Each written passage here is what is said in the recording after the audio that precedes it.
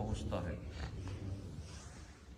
صلو علی الحبیب صلی اللہ تعالی علی محمد صلی اللہ علیہ وآلہ وسلم۔ درود پاک کا روزانہ ایک فگر مقرر کر لینا چاہیے تاکہ اس کے مطابق پھر آسانی ہو جائے، ایک روٹین بن جائے۔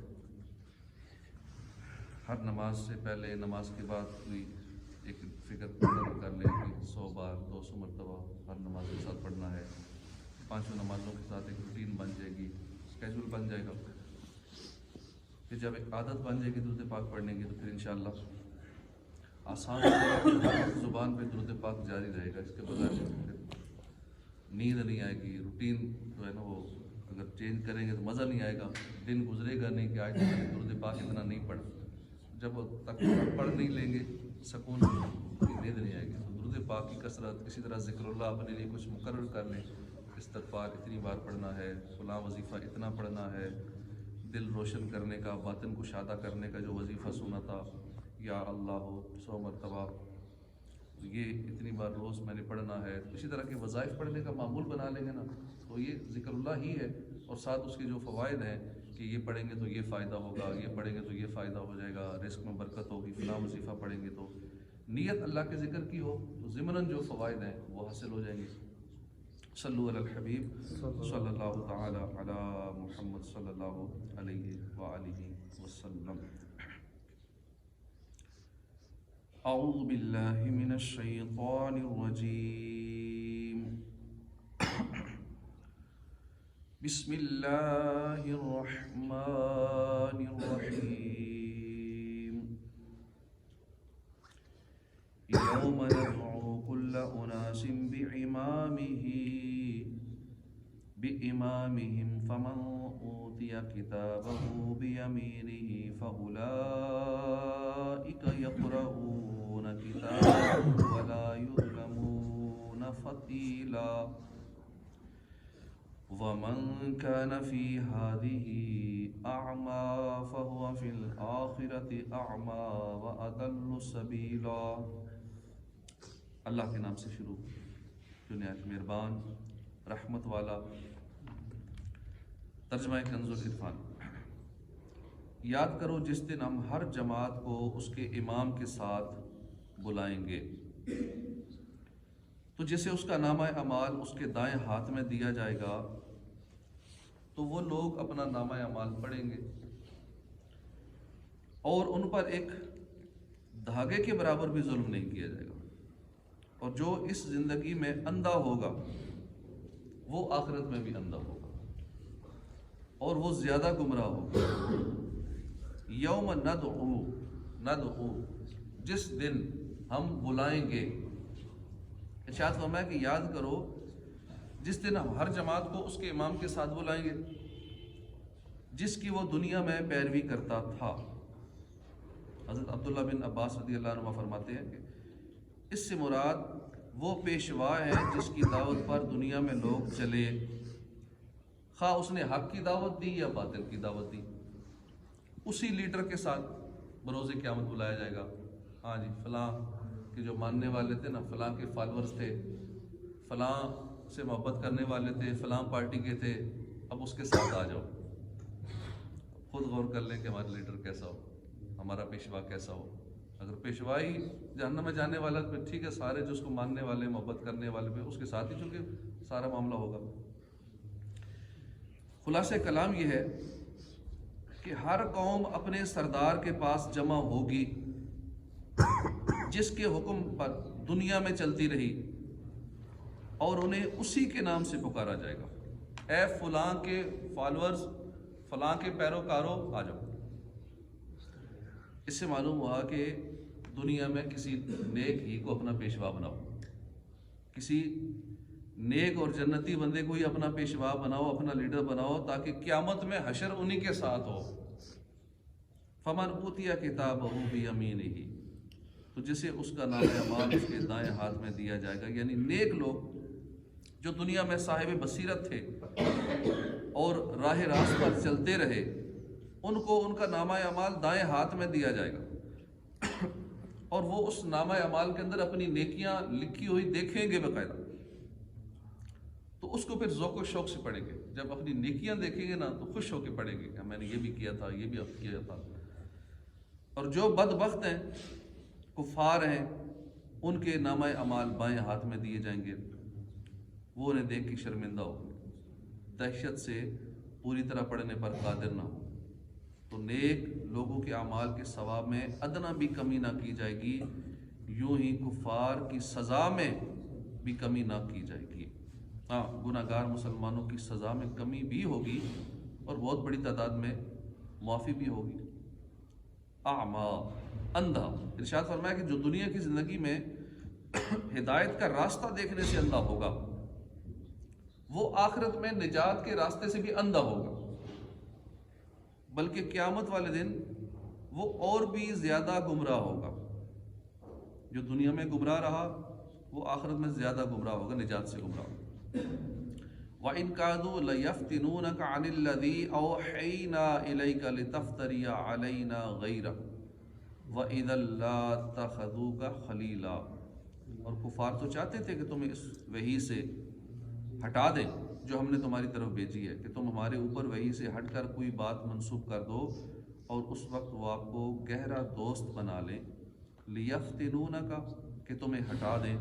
اس آیت کا شان نزول یہ ہے کہ قبیلہ ثقیف کا ایک وفد سرکار دو عالم صلی اللہ علیہ وسلم کے پاس آ کر کہنے لگا کہ اگر آپ 3 باتیں منظور کر لیں تو ہم آپ کی بیعت کر لیں گے.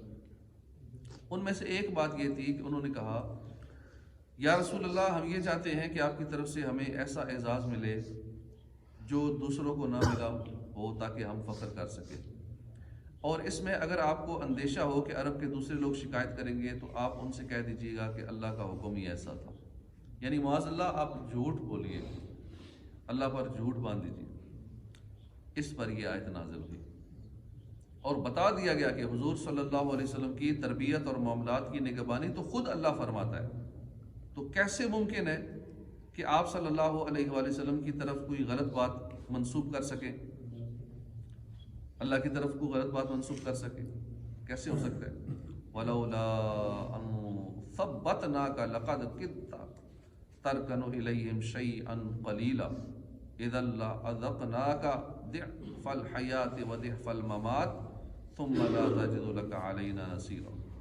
اور اگر ہم تمہیں ثابت قدم نہ رکھتے تو قریب تھا کہ تم ان کی طرف کچھ تھوڑا سا مائل ہو جاتے، اور اگر ایسا ہوتا تو ہم تمہیں دنیاوی زندگی میں دگنی سزا اور موت کے بعد دگنی سزا کا مزہ چکھاتے، پھر تم ہمارے مقابل اپنا کوئی مددگار نہ پاتے. وَلَوْلَا أَن ثَبَّتْنَاكَ، اور اگر ہم تمہیں ثابت قدم نہ رکھتے. اس آیت اور اس کے بعد والی آیت میں کفار کی بات کا رد اور حضور صلی اللہ علیہ وسلم کی عظمت و شان اور معصومیت کا بیان فرمایا گیا کہ اللہ کی خاص رحمت ہر وقت اپنے حبیب کے شامل حال رہتی ہے. چنانچہ فرمایا کہ اے حبیب صلی اللہ علیہ وسلم، اگر ہم تمہیں معصوم بنا کر ثابت قدم نہ رکھتے تو قریب تھا کہ تم ان کی طرف کچھ تھوڑا سا مائل ہو جاتے، لیکن ایسا نہ ہوا، بلکہ اللہ نے آپ کو ثابت قدم رکھا. اور اگر بالفرض ایسا ہوتا کہ آپ ان کی طرف جھکتے تو ہم تمہیں دنیاوی زندگی میں دگنی سزا اور موت کے بعد دگنی سزا کا مزہ چکھاتے، کیونکہ حضور صلی اللہ علیہ وسلم کا مرتبہ دوسروں سے بلند تر ہے، اس لیے آپ سے پاکیزگی اور کردار میں عظمت کا تقاضا بھی دوسروں کی نسبت زیادہ ہے. وَإِن كَادُوا لِيَسْتَفِزُّونَكَ مِنَ الْأَرْضِ لِيُخْرِجُوكَ مِنْهَا وَإِذًا لَا يَلْبَثُونَ خِلَافَكَ إِلَّا قَلِيلًا. اور بے شک قریب تھا کہ وہ تمہیں اس سرزمین سے پھسلا دے تاکہ تمہیں اس سے نکال دے، اور اگر ایسا ہوتا تو وہ تمہارے پیچھے تھوڑی ہی مدت ٹھہرتے. لِيُخْرِجُوكَ مِنْهَا، کہ تمہیں اس سے نکال دے. اس آیت کا شان نزول یہ ہے کہ کفار نے آپس میں اتفاق کر کے چاہا کہ سب مل کر رسول اللہ صلی اللہ علیہ وسلم کو سرزمین عرب سے ہی نکال دیں، لیکن اللہ نے ان کا یہ ارادہ پورا نہ ہونے دیا، ان کی یہ مراد بار نہ آئی. اس واقعے کے متعلق یہ آیت نازل ہوئی اور فرما دیا گیا کہ ان لوگوں نے آپ کو یہاں سے نکالنے کا منصوبہ بنایا، مگر اللہ نے ایسا نہ ہونے دیا. اور اگر بالفرض یہ آپ کو نکال دیتے تو آپ کے بعد یہ بھی جلد ہلاک کر دیے جاتے، کیونکہ نبی علیہ السلام کے تشریف لے جانے کے بعد عذاب الہی آ جاتا. سنت من قد ارسلنا قبلک من رسلنا ولا تجد لسنتنا تحویلا، جیسے ہمارے ان رسولوں کا طریقہ رہا جنہیں ہم نے آپ سے پہلے بھیجا، اور تم ہمارے قانون میں کوئی تبدیلی نہ پاؤ گے۔ سنت کہتے ہیں طریقے کو۔ گزشتہ آیت میں فرمایا تھا کہ اگر بالفرض یہ آپ کو نکال دیتے تو آپ کے بعد یہ بھی جلد ہلاک کر دیے جاتے، کیونکہ نبی علیہ السلام کے تشریف لے جانے کے بعد عذاب الہی آ جاتا ہے، جیسے ہمارا ان رسولوں کے بارے میں طریقہ رہا جنہیں ہم نے آپ سے پہلے بھیجا، کہ جس قوم نے انہیں ان کے وطن سے نکالا اور وہاں کوئی مسلمان باقی نہ رہا اور ان لوگوں کے ایمان لانے کی بھی کوئی امید نہ رہی، تو ہم نے اس قوم کو ہلاک کر دیا، اور تم ہمارے اس قانون میں کوئی تبدیلی نہ ہو۔ اہل مکہ کی بچت کی وجہ یہ رہی کہ وہاں مسلمان بھی باقی رہے اور وہاں خانہ کعبہ تھا، اس لیے اس علاقے کو بہرحال اسلامی حدود میں آنا تھا، اور وہاں کے لوگوں کے بارے میں ایمان کی امید قوی بھی موجود تھی کہ یہ لوگ ایمان لائیں گے، ان کی نسلیں ایمان لائیں گی۔ اقم الصلاۃ لدلوک الشمس الی غسق اللیل وقرآن الفجر ان قرآن الفجر کان مشہودا، نماز قائم رکھو سورج ڈھلنے سے رات کے اندھیرے تک، اور صبح کا قرآن، بے شک صبح کے قرآن میں فرشتے حاضر ہوتے ہیں۔ اقم الصلاۃ، نماز قائم رکھو۔ اس آیت میں فرمایا کہ نماز قائم رکھو سورج ڈھلنے سے رات کے اندھیرے تک۔ اس دورانیے میں 4 نمازیں آ گئی ہیں، ظہر، عصر، مغرب اور عشاء، کیونکہ یہ چاروں نمازیں سورج ڈھلنے سے رات گئے تک پڑھی جاتی ہیں۔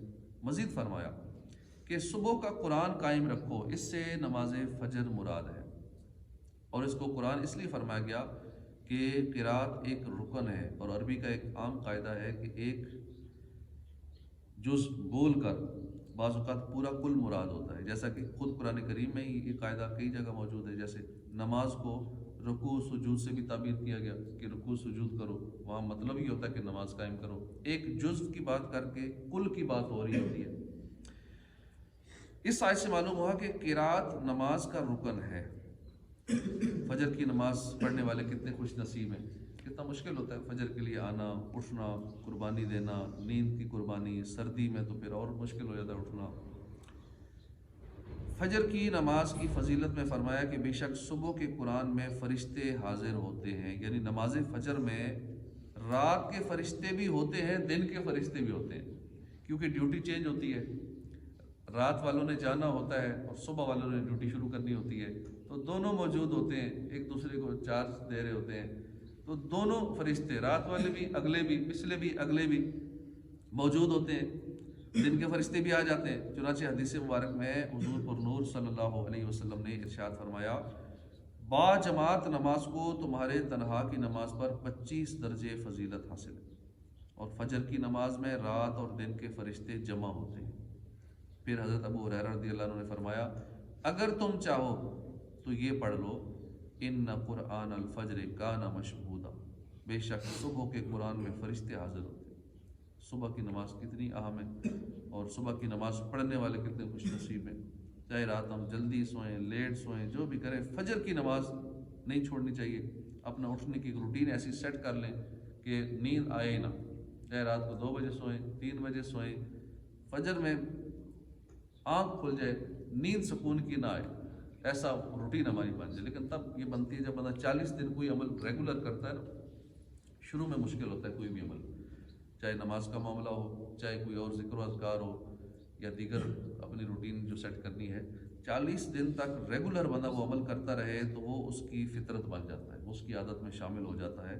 اس لیے شروع میں مشکل پیش آتی ہے اپنی روٹین سیٹ کرنے میں، لیکن جب روٹین سیٹ ہو جاتی ہے تو پھر روٹین کا مزہ آتا ہے۔ تو ہمیں روٹین بھی ایسی بنانی چاہیے جو فطرت کے قریب ہو۔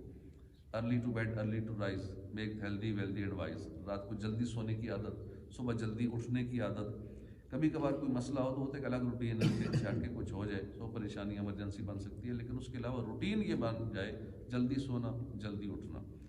اگر سونے کی روٹین سیٹ نہیں ہے، 7-8 گھنٹے نیند پوری نہیں ہے، تو بندے کے سارے معاملات 24 گھنٹے کے ڈسٹرب ہی رہتے ہیں۔ کہیں جاب کرتا ہے، جاب ڈسٹرب، ذاتی کام ڈسٹرب، کاروبار ڈسٹرب، نیکی کے معاملات، عبادت کے معاملات ڈسٹرب۔ تو اس لیے نیند 7 گھنٹے 8 گھنٹے ایک ان انٹرپٹیڈ نیند، پرسکون نیند، یہ اپنی روٹین میں رکھیں، اور اس کے بعد پھر باقی، ہاں زیادہ بھی نیند نقصان دہ، کم نیند یہ بھی ٹھیک نہیں صحت کے لیے۔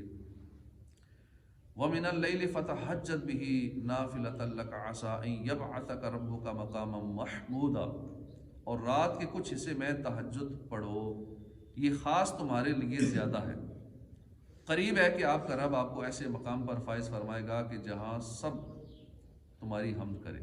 وَمِنَ اللَّيْلِ فَتَهَجَّدْ بِهِ، اور رات کے کچھ حصے میں تہجد پڑھو۔ اب کتنا آسان کام ہے، 2 رکعت پڑھ لیں تہجد کی فضیلت مل جاتی ہے۔ اتنی احادیث ہیں تہجد کے بارے میں، جہنم کی آگ سے بچت ہے، اللہ کا قرب پانے کا ذریعہ ہے، گناہوں کی مغفرت کر دی جاتی ہے کہ صرف 2-4 منٹ نکال لیں۔ لیکن تہجد شیطان نہیں پڑھنے دیتا، کتنا ہمیں مشکل لگتا ہے۔ تہجد جیسے وہ بہت بڑا پہاڑ ہے، بہت ہی مشکل ترین کام ہے تہجد، حالانکہ 2 رکعت پڑھ لیں کم سے کم تو تہجد کی فضیلت مل جاتی ہے۔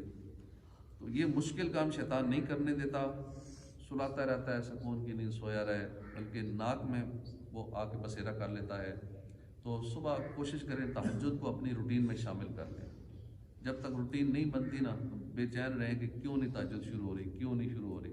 فجر سے آدھا گھنٹہ پہلے اٹھ جائیں، آرام سے سکون سے وضو کریں، تہجد پڑھیں، اپنی روٹین کا حصہ بنانے کی کوشش کریں۔ 40 ایک دن کوشش کر کے زبردستی نیند قربان کر کے جیسے تیسے اپنے نفس کے ساتھ سختی کر لیں، 40 دن بعد آپ کی زندگی کا حصہ بن جائے گی تہجد، پھر آپ کے لیے آسان ہو جائے گی۔ لوگوں کے لیے پہاڑ ہوگی، پتہ نہیں کیا چیز ہے تہجد، بہت مشکل کام ہے، لیکن آپ کے لیے بہت آسان ہو جائے گی انشاءاللہ، زندگی کی روٹین سیٹ ہو جائے گی۔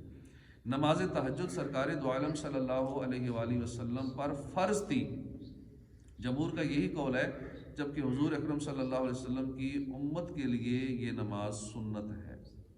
اس آیت میں تہجد کا بطور خاص ذکر فرمایا گیا، اس مناسبت سے نماز تہجد کی فضیلت سنیے۔ قرآن میں تہجد کا ذکر باقاعدہ نام لے کے فرمائے گا، تو کتنی اہم چیز ہے تہجد، کہ ساری دنیا سوئی ہوتی ہے اور جو چند ایک اٹھے ہوتے ہیں، اللہ کی رحمت ان کی طرف متوجہ ہوتی ہے، اور کتنے اللہ کے خاص پیارے بندے ہو جاتے ہیں جو اللہ کو پکار رہے ہوتے ہیں۔ جب خود رحمت پکار رہی ہے، مانگو مجھ سے، مغفرت مانگو، اور برکت کا ٹائم ہوتا ہے، حضور نے صبح کے اوقات میں برکت کی دعا فرمائی۔ حضرت ابو امامہ باہلی رضی اللہ عنہ سے روایت ہے، رسول اللہ صلی اللہ علیہ وسلم نے فرمایا، رات میں قیام کو اپنے اوپر لازم کر لو کہ یہ اگلے نیک لوگوں کا طریقہ ہے اور تمہارے رب کی طرف قربت کا ذریعہ ہے، گناہوں کو مٹانے والا ہے اور گناہ سے روکنے والا ہے۔ کتنے فضائل ہیں کہ ایک تو نیکوں کا طریقہ ہے، تہجد پڑھیں تو یہ ذہن میں آؤ کہ چلو میں تو صحیح طریقے سے، نہ مجھے نماز صحیح آتی ہے، نہ میری قرات ٹھیک ہے، نہ اخلاص ہے، سارے معاملات ٹھیک نہیں ہیں، لیکن یا اللہ میں نیکوں کی نقل کر رہا ہوں۔ نیک لوگ تہجد پڑھا کرتے تھے، اولیاء کرام تہجد پڑھا کرتے تھے، سرکار صلی اللہ علیہ وسلم تہجد پڑھا کرتے تھے، صحابہ کرام پڑھتے تھے، تو میں ان نیکوں کی نقل کر رہا ہوں، بس نقل کی وجہ سے یا اللہ مجھے بخش دے، مجھے جنت عطا فرما دے۔ گناہوں کو مٹانے والے، گناہ معاف ہوتے ہیں۔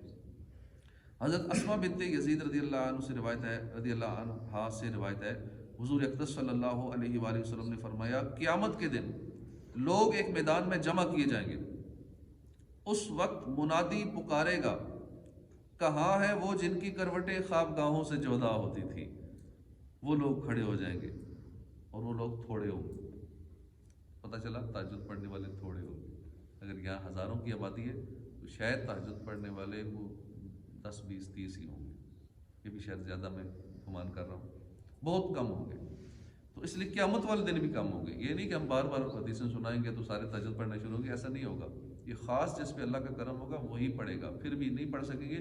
قیامت والے دن بھی تھوڑے سی نکلیں گے، جب پکارا جائے گا نا بھی آج رات کو اٹھنے والے تہجد والے، تو تھوڑے سے بیچ میں نکلیں، تھوڑے ہوں گے۔ اور جو تھوڑے ہوں گے پھر کیا ان کو خوشخبری سنائی جائے گی؟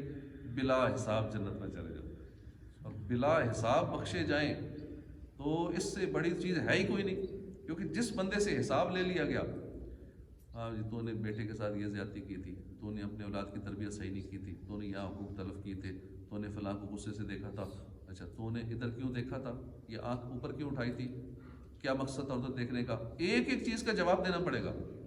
میں نے تجھے یہ لقمہ کھلایا تھا، ایک ایک لقمے کا حساب دینا پڑے گا۔ اس لقمے کی جو تو طاقت ملی تھی تو نے کدھر خرچ کی، یہ لقمہ حلال کا تھا یا حرام کا تھا، تو نے تنخواہ تجھے 50,000 ملتی تھی، 10,000 1 لاکھ یا لاکھوں میں ملتی تھی، یا اتنے تو تیری آمدنی تھی، یہ کیسے کمائی، کس ذریعے سے کمائی؟ ایک ایک روپے کا آڈٹ ہوگا۔ یہاں آڈٹ جب ہوتا ہے تو اداروں کا کیا حال ہوتا ہے؟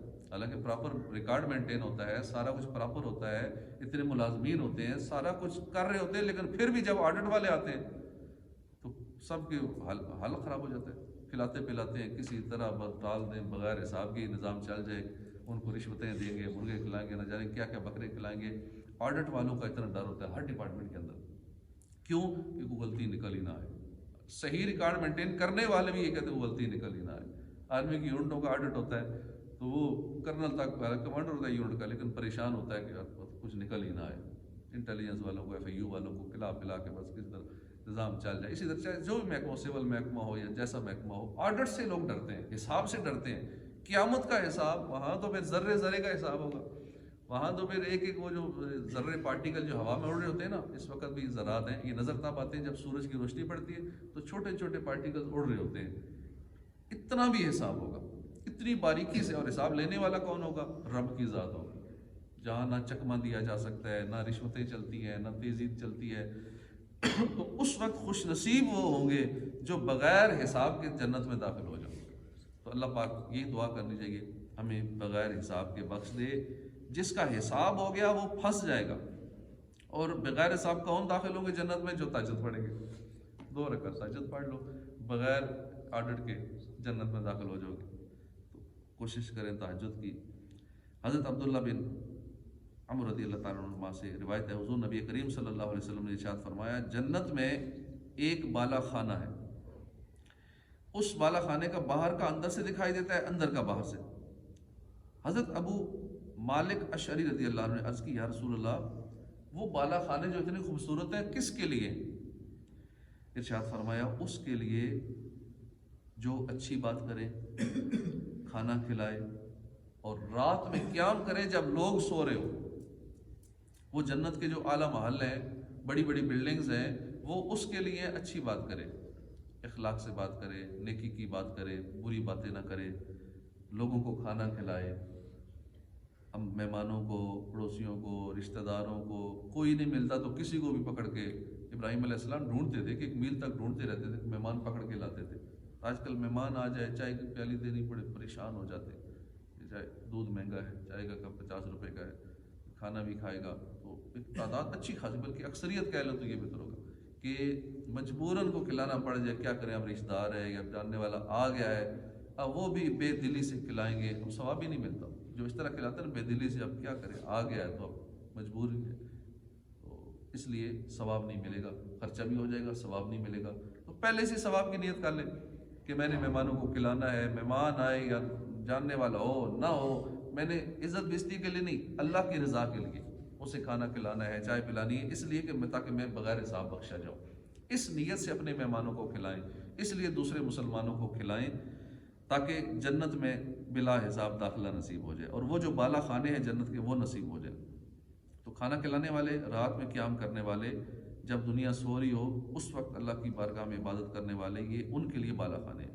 حضرت ابو ہریرہ رضی اللہ عنہ سے روایت ہے، نبی کریم صلی اللہ علیہ وسلم نے فرمایا، جو شخص رات میں بیدار ہو اور اپنے اہل خانہ کو جگائے، پہلے تو خود تہجد کی عادت بنانی ہے اور پھر روٹین بنانی ہے اپنے گھر والوں کو پڑھانے کی، بچوں کی عادت بن جائے تہجد پڑھنے کی، ابھی سے عادت بنائیں گے بچوں کی تو ساری زندگی انشاءاللہ تہجد پڑھیں گے، ثواب والدین کو ملے گا، اس والد کو ملے گا جس نے ان بچوں کی یہ عادت ڈالی ہے۔ ورنہ بچے فجر تہجد کیا فجر میں بھی سوئے رہیں گے، اور والدین کو وہاں تکلیف ہوتی ہے، مرنے کے بعد بھی جب بچے پیچھے سے گناہ کرتے ہیں، نمازیں چھوڑتے ہیں، تو قبر میں والدین کو تکلیف ہوتی ہے، پیچھے کر کیا رہے ہیں، اور والدین سے پوچھا جاتا ہے کہ تو نے تربیت کیوں نہیں کی تھی، کیوں نہیں ان کو تہجد گزار بنایا تھا، کیوں ان کو نمازی نہیں بنایا تھا۔ تو اپنے اہل خانہ کو جگائے، خود بیدار ہو، اپنے اہل خانہ کو جگائے، پھر دونوں 2 رکعت پڑھے تو کثرت سے یاد کرنے والوں میں لکھے جائیں گے۔ پڑھیں 2 رکعتیں ہی، 5 منٹ لگیں گے، لیکن ان کا شمار لکھا جائے گا جو کثرت سے ذکر کرتے ہیں، اللہ کو یاد کرتے ہیں۔ حضرت ابو ہریرہ رضی اللہ عنہ فرماتے ہیں، میں نے عرض کی، یا رسول اللہ، مجھے کوئی ایسا کام ارشاد فرمائیے جسے میں اختیار کروں تو میں جنت میں داخل ہو جاؤں۔ ارشاد فرمایا، سلام کو عام کرو، کھانا کھلاؤ، رشتہ داروں سے نیک سلوک کرو، رات میں نماز پڑھو جب لوگ سوتے ہو، تو سلامتی کے ساتھ جنت میں داخل ہو جاؤ۔ کتنا ایک آسان طریقہ ہے جنت میں جانے کا، حالانکہ مشکل ترین کام ہے جنت میں چلے جانا۔ جہنم میں کوئی چلا جائے نا تو اس پہ تعجب نہیں ہے، حیرانی کی بات نہیں ہے، کیونکہ جہنم میں جانا بہت آسان کام ہے۔ شیطان مدد کر رہا ہے جہنم میں جانے کے، سارے اسباب مہیا ہیں، ساری فیسلٹیز ہیں جہنم میں جانے کی۔ جنت میں جانا مشکل ترین کام ہے۔ روایت ہم نے کچھ دن پہلے سنی تھی نا کہ حیرانی اس پر نہیں ہے جو دوزخ میں چلا گیا، حیرانی اس پر ہے کہ جنت میں کیسے پہنچ گیا، یہ اتنا مشکل تھا جنت میں جانا، یہ جنت میں کیسے چلا گیا، اسی پہ حیرانی ہے۔ تو جنت میں جانے کے لیے سلام، جس کو جانتے ہیں نہیں جانتے اس کو سلام کرتے رہے، کھانا کھلانے کی روٹین بنا لیں، کوشش کریں ہفتے میں 1 2 دن 3 دن کسی نہ کسی کو پکڑ کے ادھر ادھر سے، رشتہ دار کو، کسی دوست کو، کسی نہ کسی کو کھانا میرے گھر کھایا کرو۔ اب کھانے میں ضروری نہیں کہ اس کے لیے مہنگی پکانا ہے، کوئی گوشت مرغی بنانی ہے، کڑھائی بنانی ہے، سادہ تو دال بنا لو، جو بھی سستا ترین ہے وہی کھلا دو، لیکن کھلاؤ صحیح۔ کوئی نہیں آ رہا کھانے کے لیے، چلو پڑوسیوں کی گاڑی بھیج دو، کسی کو بھجوائی دو، چلو یوں کھانا کھا لیں۔ تو کھانا کھلاؤ، رشتہ داروں سے نیک سلوک کرو، رات میں نماز پڑھو جب لوگ سوتے ہوں، تو سلامتی کے ساتھ جنت میں داخل ہو جاؤ گے۔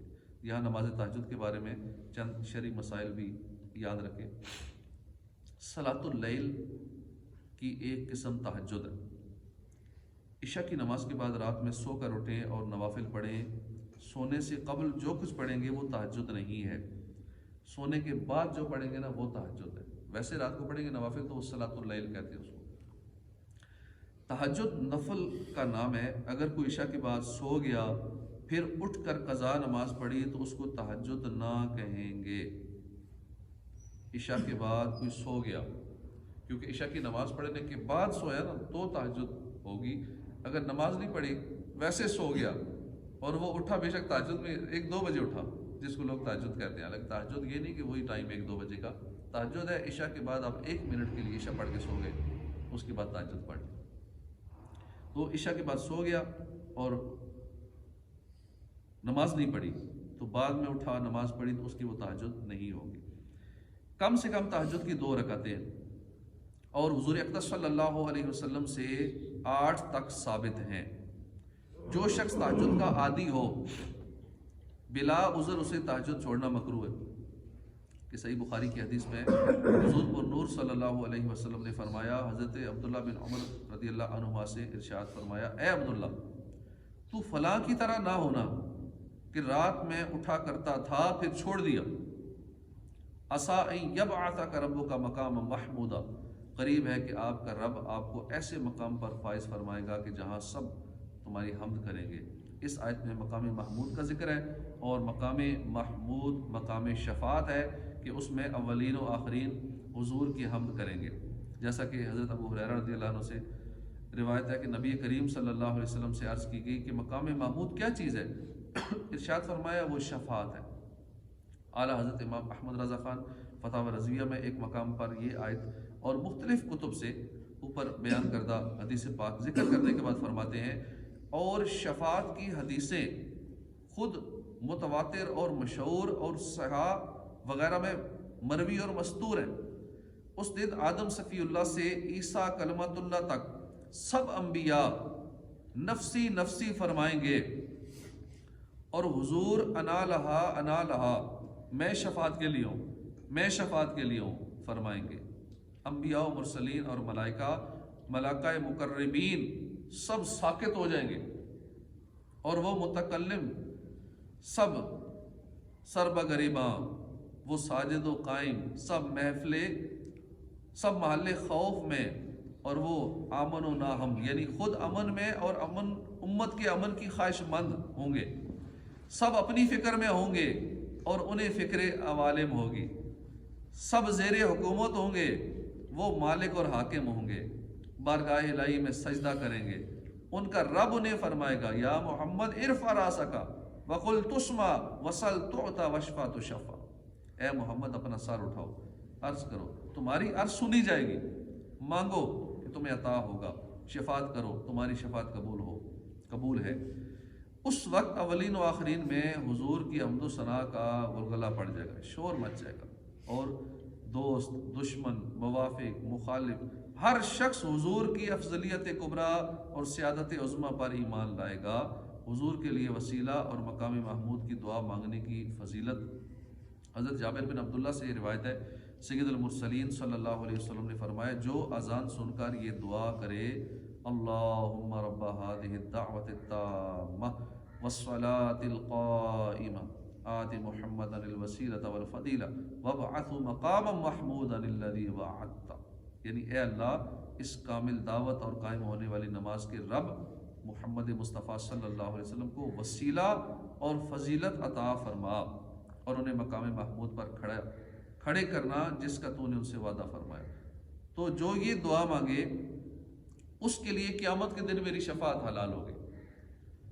اور مسلم شریف کی روایت میں اس دعا کے پڑھنے سے پہلے درود پڑھنے کا بھی فرمایا گیا۔ یاد رہے کہ اللہ تعالیٰ قیامت کے دن اپنے حبیب کو یقینی طور پر وسیلہ اور مقام محمود عطا فرمائے گا، چاہے مسلمان نبی کریم کے لیے اس کی دعا کرے نہ کرے، کیونکہ یہ اللہ کا اپنے حبیب سے وعدہ ہے۔ ہم یہ دعا مانگے نہ مانگے حضور کے لیے اللہ نے ان کو مقام عطا فرمانا ہے، اور اللہ اپنے وعدے کے خلاف نہیں فرماتا۔ البتہ مسلمانوں کو دعا مانگنے کی جو ترغیب دلائی گئی ہے وہ اس لیے ہے کہ اس میں اپنا فائدہ ہے کہ اس عمل کے ذریعے حضور کی شفاعت نصیب ہوگی۔ ہم جو بھی درود پاک پڑھتے ہیں، دعائیں مانگتے ہیں، یہ اس میں ہمارا اپنا فائدہ ہے۔ اس میں ہم حضور کا فائدہ نہیں کرتے کہ ہم درود پڑھیں گے تو ان کا فائدہ ہوگا، یہ اپنے فائدے کے لیے کرتے ہیں، حضور کی شفاعت نصیب ہو جائے، ہماری اپنی نیکیوں میں اضافہ ہو جائے، حضور کرم فرما دیں، ہمارا بیڑا پار ہو جائے۔ اس لیے ہمیں کثرت سے درود پاک بھی پڑھنا چاہیے اور حضور کے لیے شفاعت کی دعا اذان کے بعد ہی مانگنی چاہیے، اور اس کے علاوہ بھی اذان کے علاوہ جب بھی یاد آئے تو اپنی زبان میں مانگ لیا اللہ حضور کو مقام محمود عطا فرماؤ، تو اللہ نے عطا فرمانا ہی ہے، لیکن اس میں اپنا فائدہ ہو جائے گا کہ انشاءاللہ ہمیں شفاعت کی جو بشارت خوشخبری دی گئی وہ نصیب ہو جائے گی۔ اللہ پاک عمل کی توفیق عطا فرمائے، آمین بجاہ النبی الامین صلی اللہ تعالی علیہ وآلہ وسلم۔